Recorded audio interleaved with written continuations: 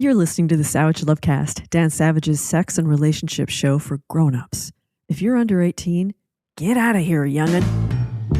If you're stuck in a relationship quandary, or if you're looking for sexual harmony,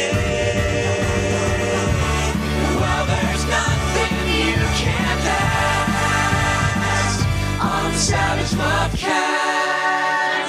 If you've been paying attention, you're no doubt familiar with the expressions, the cruelty is the point, and every accusation is a confession. I think externalizing an internal conflict belongs on this short list of observations about the conservative mindset.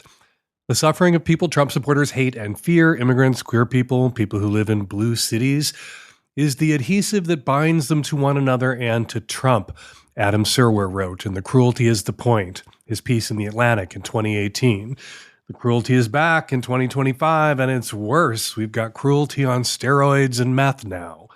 And if Republicans are accusing their opponents of something, and we all know if Republicans are accusing their opponents of something, they're doing it themselves. How do you know they're the ones protecting elite pedophile rings? Because they've accused Democrats of doing it. How do you know they're the ones trying to steal elections?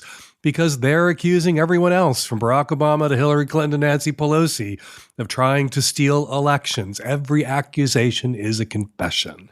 Looking at the news this week seems to me that externalizing an internal conflict belongs on this short list. If you're a longtime listener, you may be familiar with the phrase. I used to use it a lot to describe what was, for a very long time, a particular type of high-profile conservative straight guy. The straight guy obsessed with homosexuality. When you met these guys in person or saw them on TV, they had a way of lighting your gaydar the fuck up. Ted Haggard, George Reekers, Larry Craig. It wasn't hard to figure out why they hated gay men so much. They saw us living the lives they wanted to live. They saw us sucking the cocks they wanted to suck, and it enraged them. And what's more, they thought slapping the dick out of our mouths would keep the dick out of theirs. Their homophobia was a perfect example of the externalization of an internal conflict. These days, it's a lot less common for a guy in public life to make homophobia his whole personality. A lot less common than it was in the 90s and aughts. Men like Haggard, Reekers, Craig, you don't see them as often these days. I'm guessing most of you don't even know or remember who these men are. For the record, they were all brought down by gay sex scandals. As it turns out, slapping the dick out of someone else's mouth wasn't a good way to keep the dick out of yours. Haggard and Reekers got caught with rent boys. Craig, then the sitting U.S. Senator from Idaho, of course a Republican, got arrested trying to suck a dick in a men's room at the Minneapolis airport. Google Larry Craig and wide stance, it all comes right back the fuck up. These were huge national scandals at the time. The Haggard scandal, which broke days before the midterm elections in November of 2006, wound up costing Republicans control of the House after more than 20 years. Now, there are still lots of tormented self-hating closet cases out there, but over the last 2 decades and change, being the biggest homophobe in the room or the loudest homophobe on TV went from being a good way to convince people you weren't gay to a pretty good way to make people think you might be sucking off other men in airport restrooms. And kids, that's why it's rare these days to see conservative men on TV externalizing their internal conflicts about homosexuality. But what we've been seeing a lot of lately are conservative men on TV and in state legislators and the U.S. Congress externalizing their internal conflicts about porn. Over the last few weeks, 3 prominent Republicans who campaigned against porn, including one who made banning porn his whole personality, have been outed as, quote-unquote, porn consumers. We knew these guys were wankers, but now we know what these guys have been wanking too. It was naked ladies for Ryan Walters, lunatic MAGA arch-conservative superintendent of public schools in Oklahoma, once considered a rising star in GOP politics. Walters didn't just get caught with his dick in the cookie jar. He didn't get caught just watching porn. He got caught displaying it publicly on a large screen on a TV in his office during a meeting with other state officials. Walters resigned or was forced out and is now being investigated by the Republican State Attorney General in Oklahoma for mishandling public funds. It was group sex with a little non-binary / genderqueer identity / action thrown in for Bill Berrien, a self-described family values Republican businessman who wanted to ban porn and launched his campaign for governor of Wisconsin with attacks on trans people. Berrien had to drop out of the race for governor in Wisconsin after the Milwaukee Journal reported he was following a bunch of sexually explicit accounts on Medium. Most of them about group sex, but one by Jiz Lee, the awesome and smart trans non-binary porn creator and author. We love Jiz, and we hope Jiz picked up a few non-conflicted subscribers from being wrapped up in this scandal in Wisconsin. And it was live cam sessions, as reported in the Detroit Metro Times, for Josh Shriver, a Republican state lawmaker in Michigan, also a rising MAGA star, who got caught with an account, it appears, on fling.com, which the Metro Times describes as a pornographic dating site that featured live webcams and promised users they could find sex and get laid tonight. Shriver has compared porn to heroin and introduced legislation this year in Michigan to ban porn in the entire state. We don't know what kind of porn Shriver may have been accessing on fling.com, whose live cam sessions he may have been watching, nor do we know what kind of sex he might have been seeking. But seeing as he's also a huge homophobe, I have a hunch. So, just like self-hating closet cases who thought slapping the dick out of your mouth would keep the dick out of theirs, these guys thought grabbing the porn out of your hands or wiping the porn from your devices would somehow magically keep the porn off theirs. These guys were externalizing internal conflicts, and that would be the charitable interpretation. They could also just be fucking hypocrites. But let's give them the benefit of the doubt and assume they're tortured and conflicted.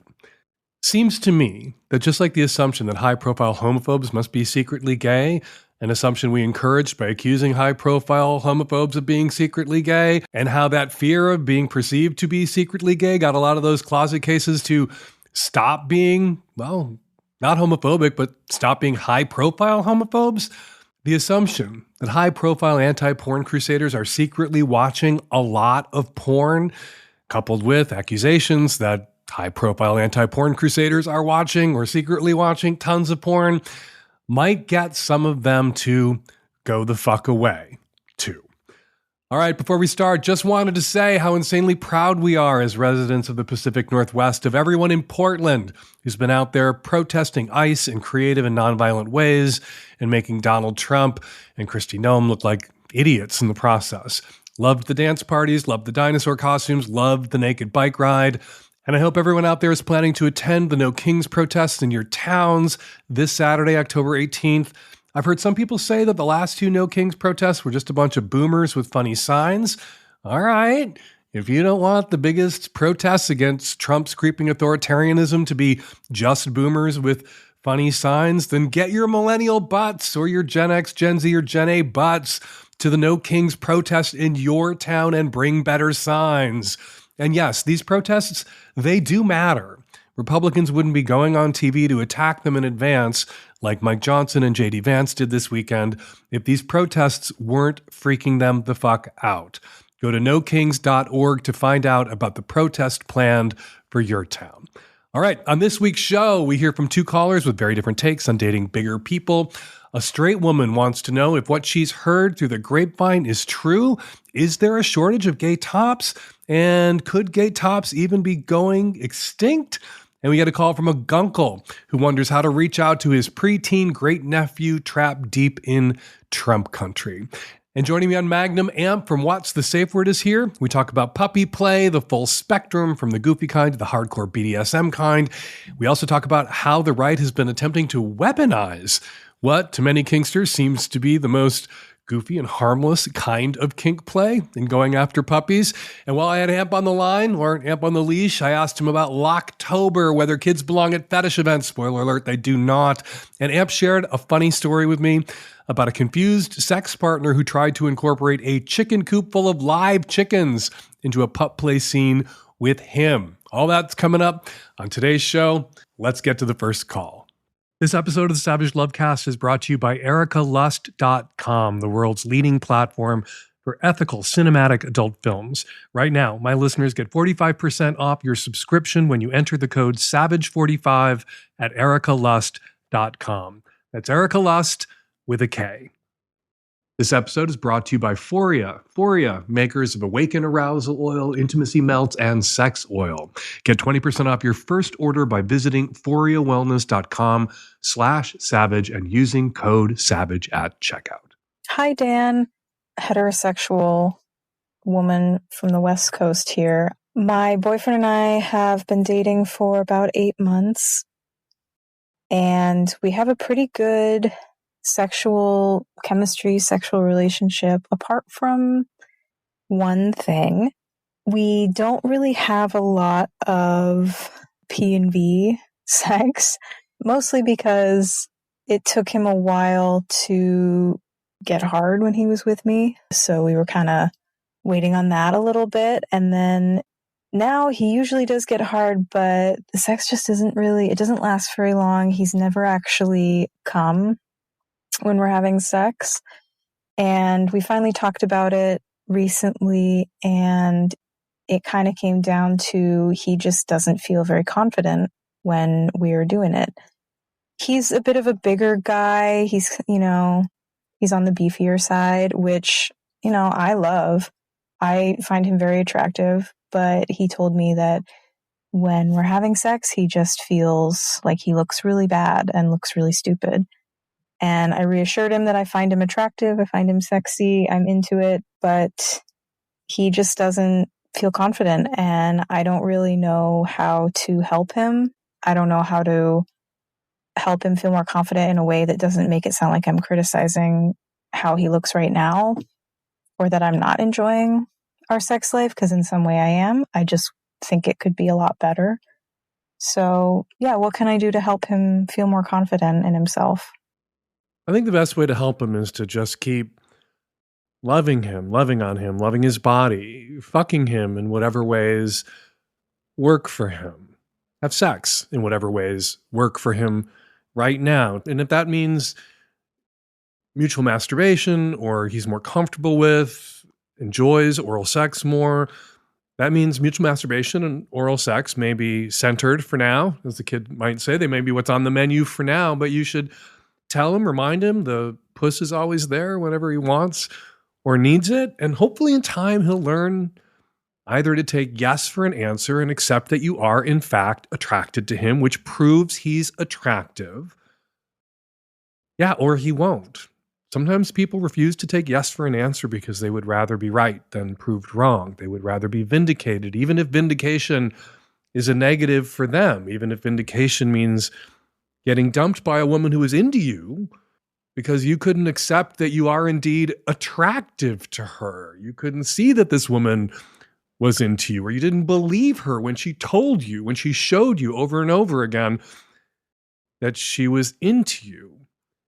And if he's that kind of person, if he'd rather be proven right, even if it screws up or destroys his relationship, than proven wrong, you can't win with someone with that mindset.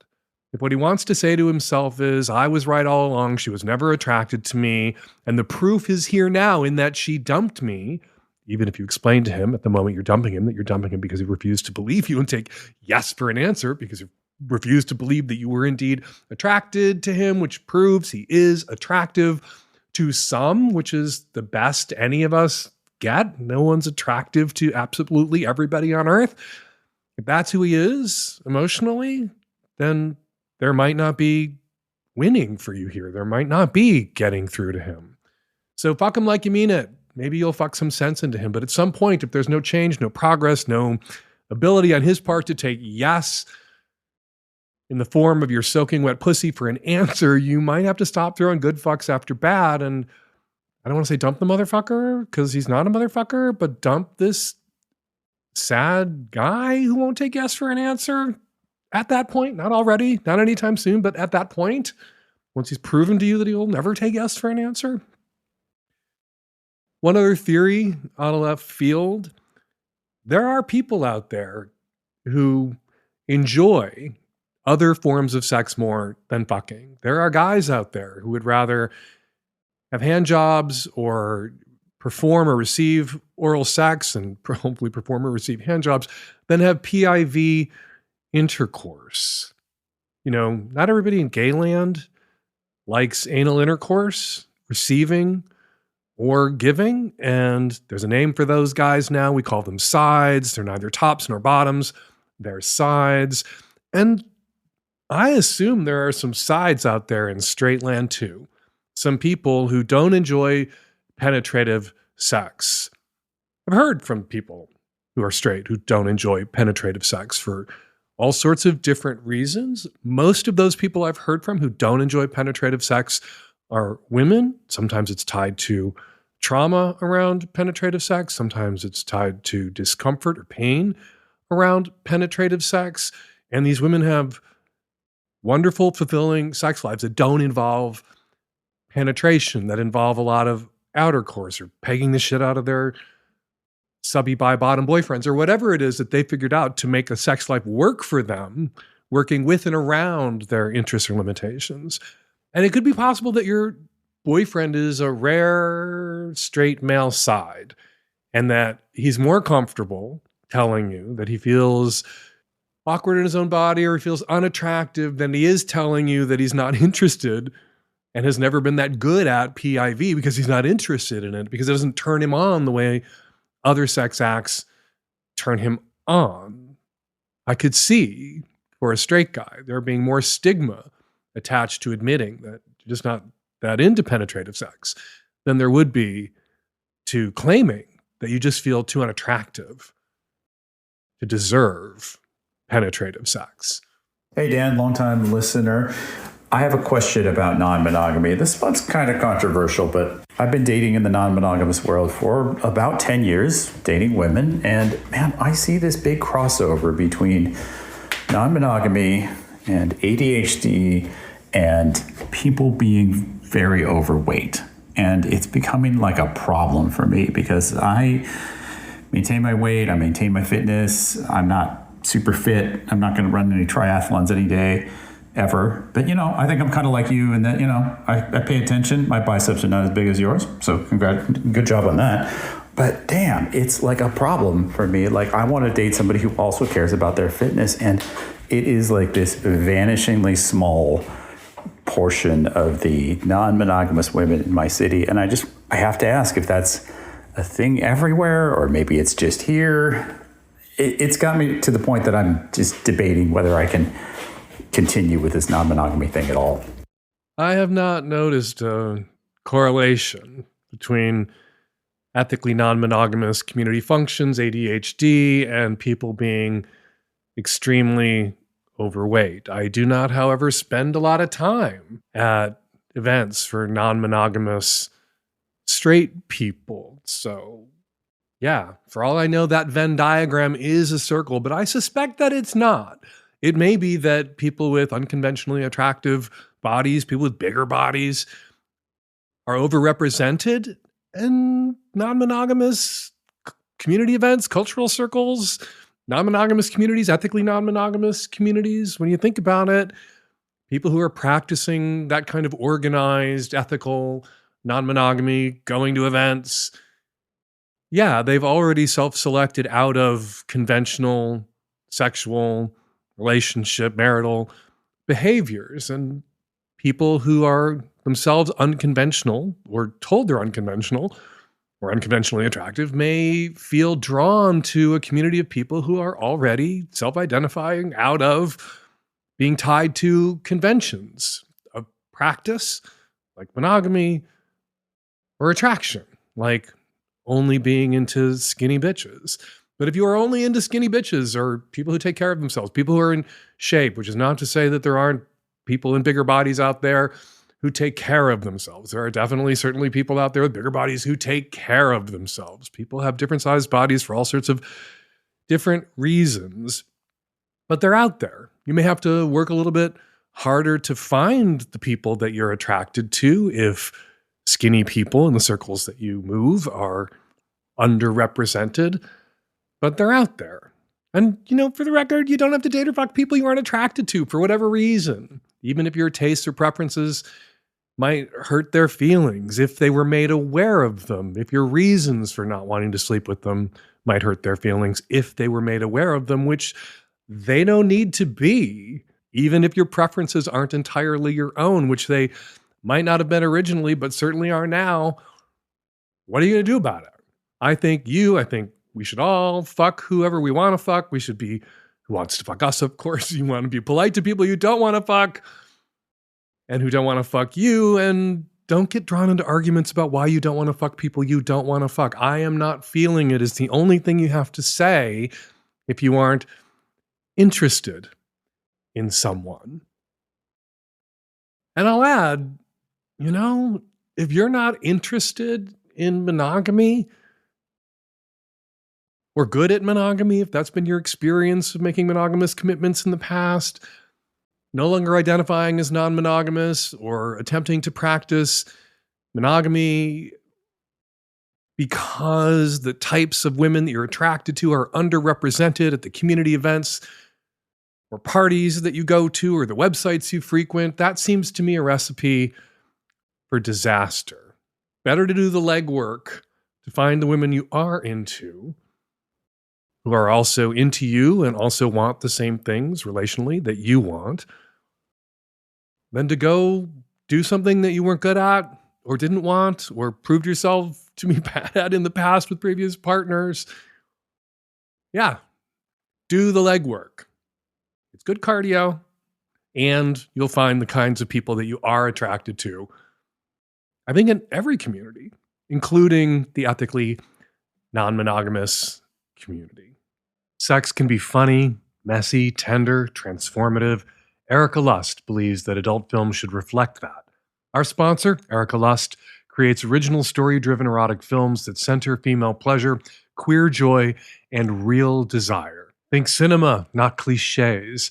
Shot by indie filmmakers across the globe, the platform features passionate performances grounded in mutual pleasure and attraction, not performative porn tropes. I'm delighted that Erica's out there making content that I can wholeheartedly endorse for realsies. People ask me to recommend to them ethically made erotic film all the time, and this is it.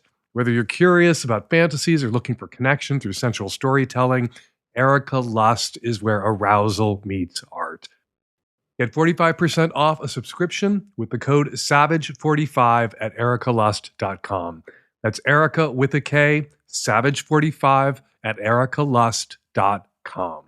Hey, Dan, Nancy and the Tech Savvy At-Risk Youth. I'm a straight female here in the Northeast. I'm just calling because I've seen some posts about gay men missing tops, or that tops are extinct.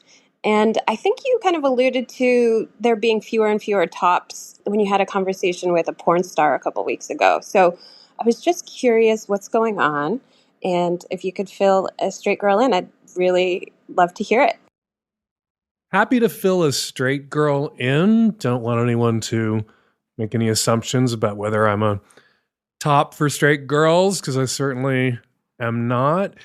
This is a joke going back in the gay community forever and ever and ever, a grouse, a complaint, a common complaint among gay men for as long as I've been out, that there are more bottoms than tops. There are more guys out there looking to get their asses fucked than there are guys out there looking to fuck asses. There have been some studies that back this up. Study of 333 gay men at a pride festival in Canada.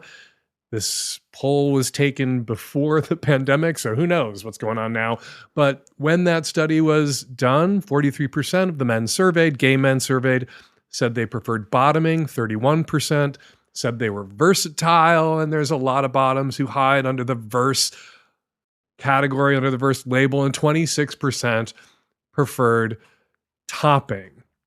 So, yeah, if some significant percentage of the guys who report being versatile are actually bottom verse or prefer bottoming most of the time, then tops are outnumbered by bottoms at a rate of, if this study nailed it, 3-1. So tops can kind of clean up if they're out there. It's why it's really important for people to be verse. If your odds are only 1 in 3 guys could possibly be a potential partner for you because you only bottom, you increase your odds of landing guys and having sex and having relationships if you can learn to be versatile, learn to enjoy it both ways. And this study from 6-7 years ago, of course, didn't ask about how many of these guys identified as sides. There are lots of guys out there who aren't into penetrative anal intercourse at all. And of course, yeah, if you think about it for a split second, the existence of sides would necessarily contribute to a shortage or a perceived shortage of tops among all those gay bottoms out there. Want to give hope to the gay bottoms out there? You can make a bottom-bottom relationship work. A bottom-bottom relationship can be an open relationship, or gay couple where both guys are bottoms. It can be an open relationship. It can be a relationship where double-ended dildos get a lot of play, a lot of use. It can also be a relationship where the guys in the relationship, the two bottoms in the relationship, enjoy oral sex with each other, mutual masturbation with each other. Maybe once in a while, one or the other takes one for the team if they're monogamous. And I don't want to say man's up because I don't want to assign masculinity to the person who tops, but, man's up and fucks the boyfriend because it's what the boyfriend wants and they take turns doing that. Or it's an open relationship. This is how I've really seen those bottom relationships work. It is an open relationship where the guys occasionally bring in a very special guest star who is a top. So, yeah. I think it's a bit of an overstatement to say tops have gone extinct. That may have just been something a bottom said after a long weekend combing through Grindr and Sniffies and Scruff and Recon looking for a top and not having any luck. That guy might have said tops have gone extinct, but tops have definitely not gone extinct. If tops had gone extinct, then no gay guys would have gotten their asses fucked this weekend or in the last 5 minutes. And I promise you, there are gay guys who got their asses fucked this weekend who are out there. And there are gay guys out there who got their asses fucked in the last 5 minutes. Knowing how gay men are, there are probably gay men who can hear the sound of my voice right now who are getting their asses fucked. Unplanned pregnancy is one of life's unexpected twists, and in this age of restrictions and confusing online information, it can be difficult to know where to turn. Turn to PlanCpills.org, which shares up-to-date information on options for abortion pills and virtual support in all states, with a focus on how people are getting pills by mail. The site also shares information on how people are getting pills delivered in advance to store at home in case of future need. Visit PlanCpills.org. That's plan, letter C, capital C, pills.org to learn more. This message is offered as a public service of the Savage Lovecast and Plan C, a 10-year-old nonprofit initiative. Hi, Dan. I just finished your last episode where you were talking to your guest about the dilemma a lot of women find themselves in, where on one hand they want to be taken and ravished, and on the other hand they have experience with men that overstep boundaries. And it got me thinking that I have a lot of experience with men that honestly sometimes, if I'm flirting and then they take it one step too far and I have to put a boundary up, or even sometimes honestly just smiling to them and they expect more. And then I put a boundary up and then I'm the cold-hearted bitch, or, I'm, a cock tease, whatever. And it's like, and it can be anything from honestly like full out flirting to just acknowledging someone's existence. And that has over the years really made me shut down when meeting new men, to the point where sometimes I avoid eye contact. Even if I'm a little bit more open, I'm still constantly on guard, especially in sex positive situations. So there's a community, like a sex positive community space where I live, and they have everything from, full on sex parties to just kind of dancing, meet together, get togethers, or cuddle puddles and that kind of thing. And here, especially, I want to just let loose and relax, but I'm experiencing it still where the minute I flirt a little bit or open up a little bit, it's like there's this expectation that, oh, okay, now he has a foot in the door, so now something's going to happen. And it's like, no, like, why can't I just be a person and talk nicely to someone and flirt a little bit? And I hate it. And I know I can put down a boundary if I need to. Most recently we were at Pride and we were dancing, and this one guy's making out with my boyfriend, and then he turns to me and just, grabs me, and we've been kind of flirting a little bit and talking nicely, but no, like I don't want to make out with you right now. that was maybe a consent thing. My point is, I can put down the boundary. I just don't want to use my energy on putting down boundaries all the time. So how do I navigate this? Like because my strategy right now is to just not flirt with people. It's to just not engage. And that sucks because there's this whole community of people out there that I want to hang out with. And I want to just let loose and relax and enjoy and maybe do a cuddle puddle once in a while without, I don't know. Please help me.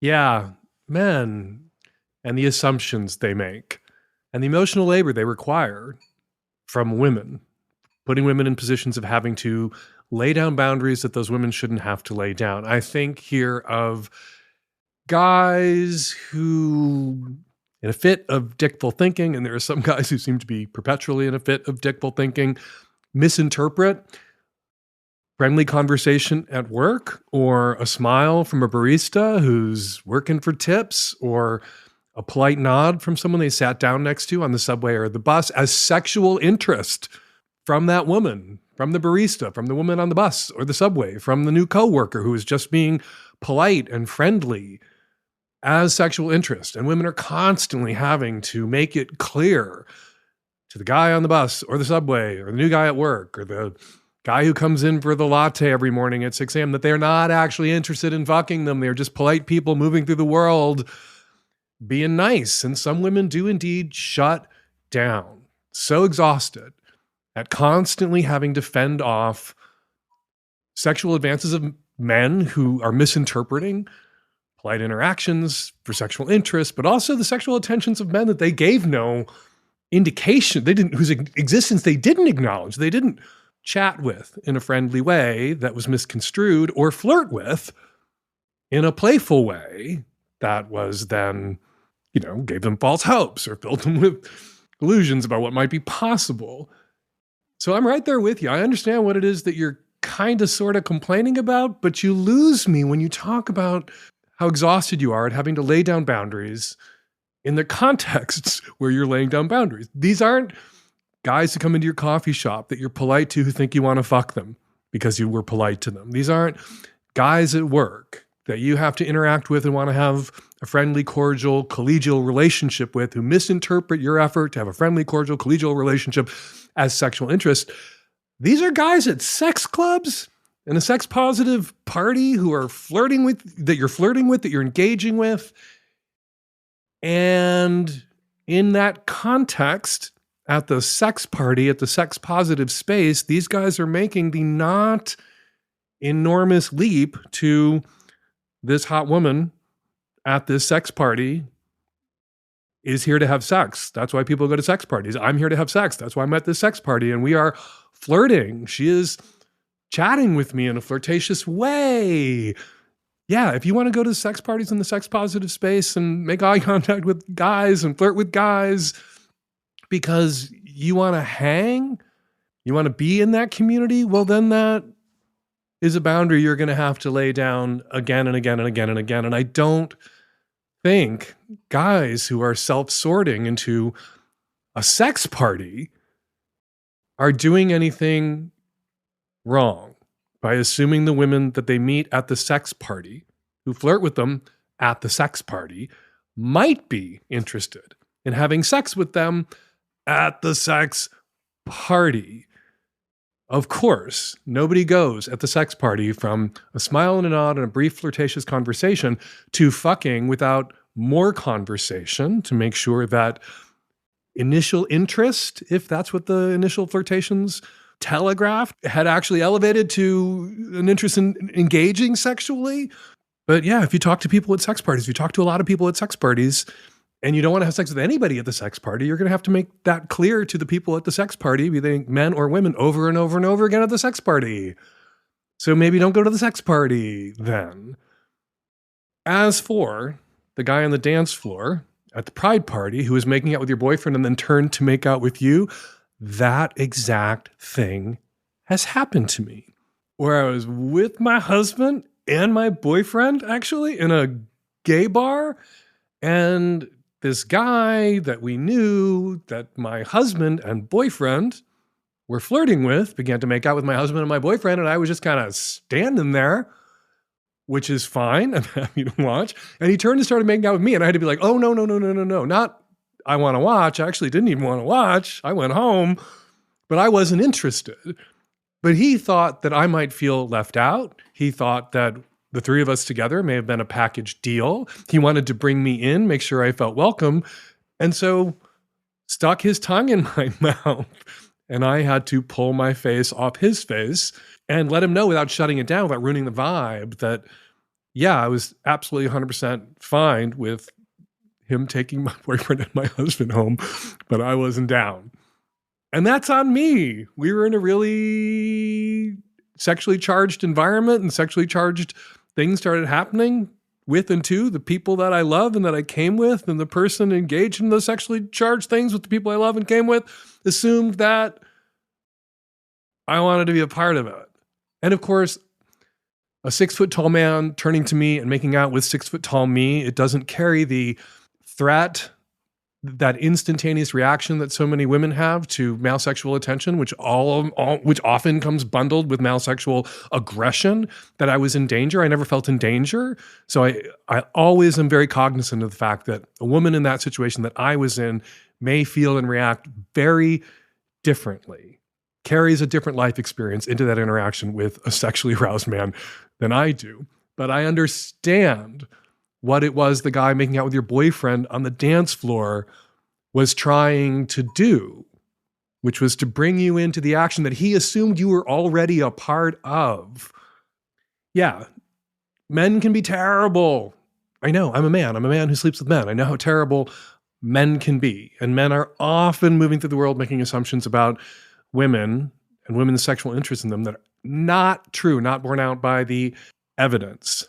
But I'm going to make a carve out for all those guys that you're meeting in sex clubs. If you're going to sex clubs, if you're going to a sex positive space for a sex positive party where people have sex positive sex, by entering that environment, you are signaling at least a willingness to engage with other people sexually. If that is not what you want from your big night out at the sex party, you're going to have to make that clear to other people at the sex party over and over and over again. Are you fortunate enough to be sleeping with a lady? Treat her like the queen she is and treat her to some Foria products. Sex oil, it's fun to say, it's even more fun to use. Awaken Arousal Oil is like a juicy warm-up that helps you get really turned on, increasing your pleasure, deepening your orgasms, and strengthening your connection with your partner by making it more tactile and slippery. Awaken uses CBD and warming, sensation-inducing organic botanicals that enhance arousal, sensitivity, access to orgasm, and just overall pleasure and connection. Intimacy melts are insertables that can help you experience deep internal waves of pleasure, and sex oil lubricates during sex and creates an erotic experience for both or all of you. Their pleasure set includes all three, and I highly recommend you try this mind-blowing triad of pleasure products. So, as your resident sexologist and your gay uncle, you have my blessing. Go ahead, treat yourself to a juicy, deep, sensual experience with a bottle of Foria. Foria is offering a special deal right now for our listeners. Get 20% off your first order by visiting ForiaWellness.com/savage or use code SAVAGE at checkout. That's FORIA wellness.com/savage for 20% off your first order. I recommend trying their new massage oil combined with their Awaken Arousal Oil. You can and will thank me later. Hi, Dan. 62-year-old Gunkel here, currently living in Montevideo, Uruguay, but I grew up in central Illinois. My sister's son has 3 kids, the oldest of which just turned 12. I have not seen this kid since he was 5 or 6, but I follow his mother's posts on Facebook, and my sister gives me updates about all of her grandkids when we speak on the phone. Even though I have zero relationship with this kid or his parents, every time my sister talks about what he's up to, the entire instrument panel on my gaydar lights up. His parents and my sister are all Trumpers, Bible thumpers, and NRA members, so I am loath to directly broach the subject with my sister for fear the kid will end up in conversion therapy somewhere. That's making a comeback. Over the years, my sister has shared that this kid loves singing show tunes, and his favorite album at one time was the soundtrack to The Greatest Showman. She has made statements that he reminds me so much of you when you were his age. He's so sensitive and kind. I mentioned to my sister that I had seen a picture of this kid that his mother posted when he and one of his gal pals dressed up as cheerleaders for Twins Day at school. That got no response. It reminded me of the time I dressed up as a girl for Halloween when I was in fourth grade and went to school sporting one of my mother's wigs and my sister's red culottes. Things started going downhill for me from there. While this kid's siblings are outgoing and involved, he is becoming withdrawn and has frequent unexplained bouts of tears. I'm guessing that puberty and hormones are starting to kick in, and he may be having feelings he doesn't know what to do with. I want to be there for him, but given the total lack of contact with him and his family to date, it would just be odd. When my sister told me a couple of months ago that the kid was turning 12, I thought that would be a golden opportunity to send him a gift and try to establish a connection. But my sister talked me out of it. My current plan is to initiate another conversation with my sister about this boy and ask her if she or any other adult in his life has asked him if he's being bullied at school.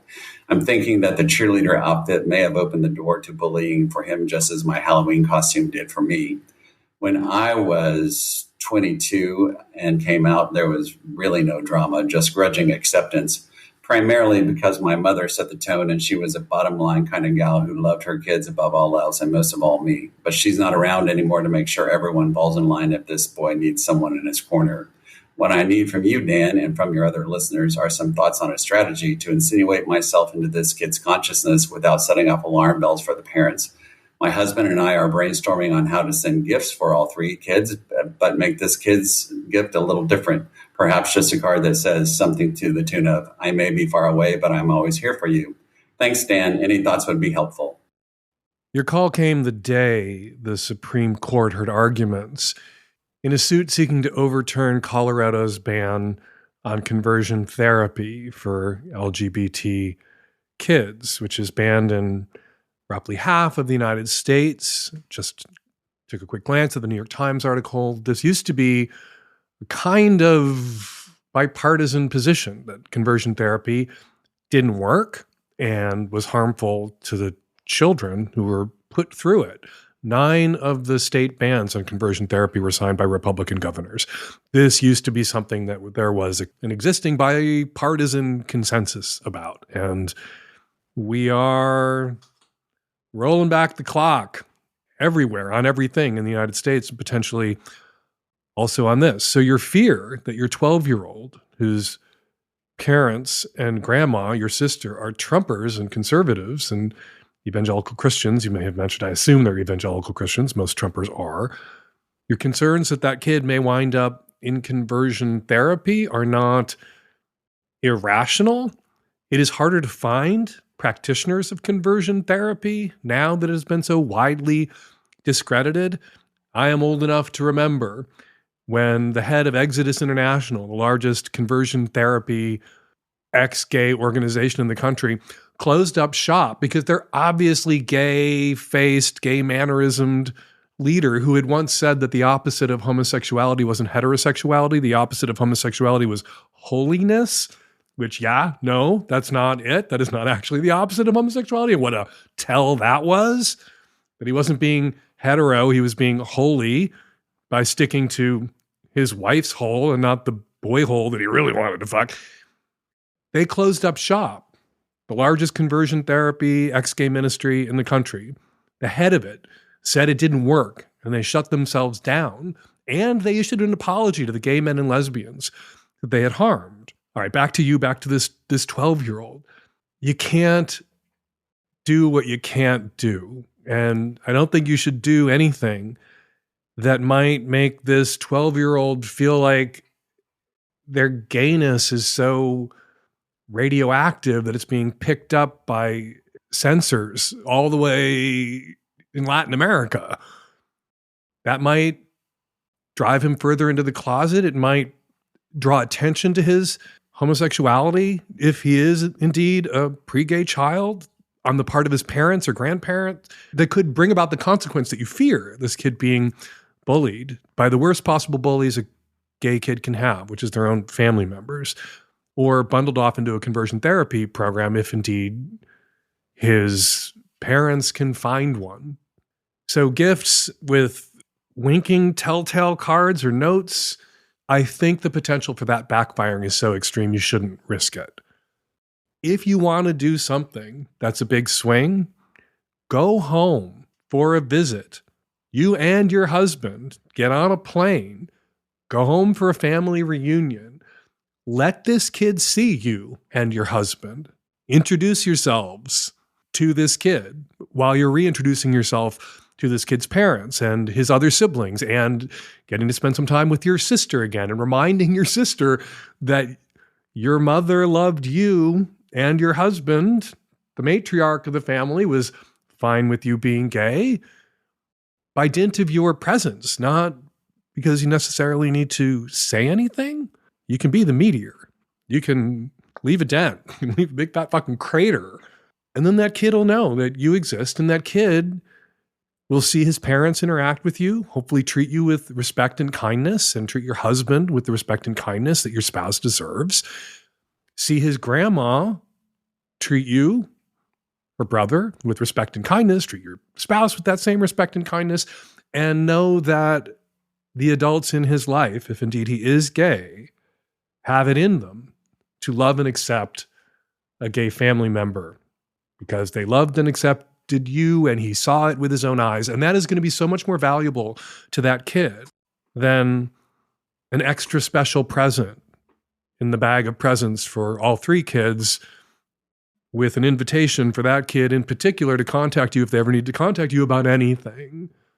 So you want to do something, and it is great that you want to do something. I want you to do something for this kid. But the best possible thing you could do for this kid, the most effective thing you could do for this kid, get on an airplane and go see this kid and your sister and her kids and their kids. Get on a plane. All right, time for listener feedback. First up, a few comments listeners left in the comment threads about last week's show at savage.love. Says just cool. For the affair partner grieving the end of her relationship, part of the equation may be that as the affair partner, the caller would have been spared the practical day-to-day side of a full relationship with this man, only seeing him at his best when they're excited to meet up for moments of pleasure and escape. In losing him, she's only losing positive things, not the banal or annoying things that would come to the surface if she'd been his primary partner.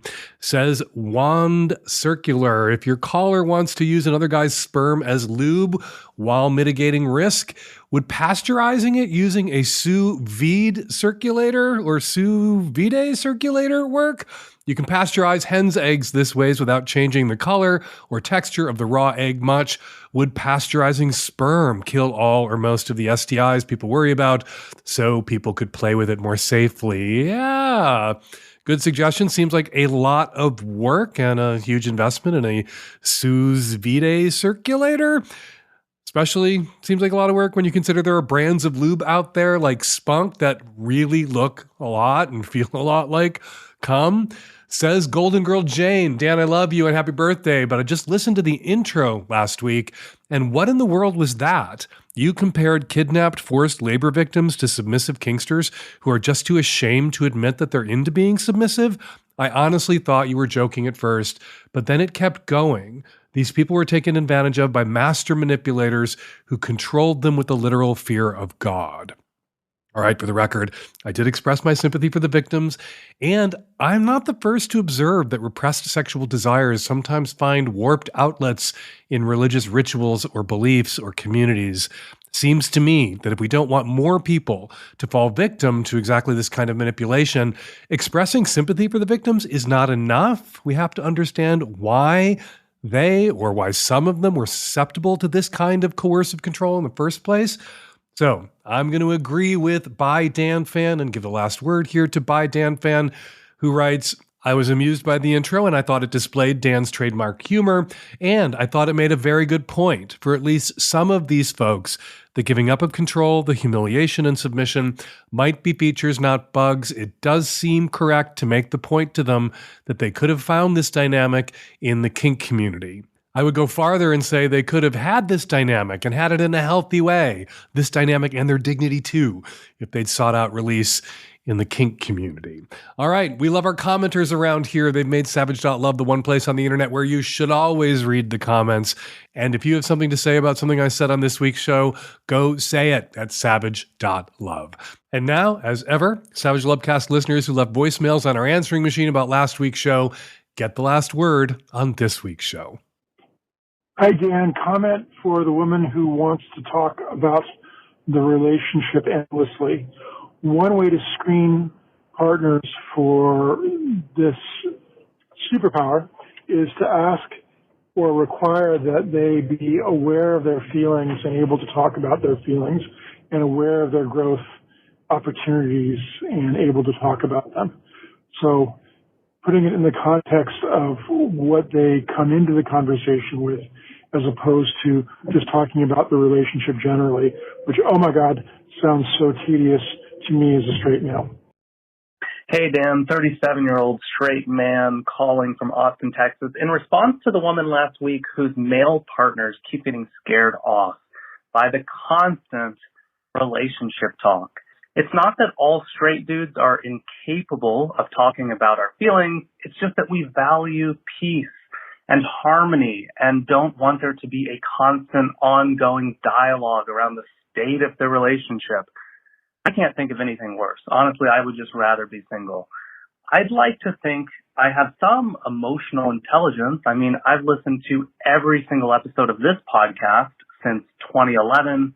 I've done solo therapy, couple therapy. I've read books on trauma and love languages and relationship models and nonviolent communication and all the things. And still, this style of relationship communication feels to me like being in a job where your manager wants to sit you down like 4 times a week for performance reviews. I'm not into it.